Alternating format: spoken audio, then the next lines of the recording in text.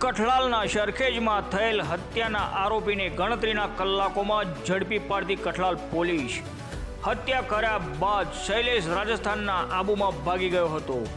બાતમીના આધારે કઠલાલ પોલીસ અને ખેડા એલસીબીના સંયુક્ત ઓપરેશનની આરોપીને દબોચી લેવાયો। ખેડા એલસીબી અને કઠલાલ પોલીસના સંયુક્ત ઓપરેશનથી હત્યાના આરોપીને ગણતરીના કલાકોમાં ઝડપી પડાયો।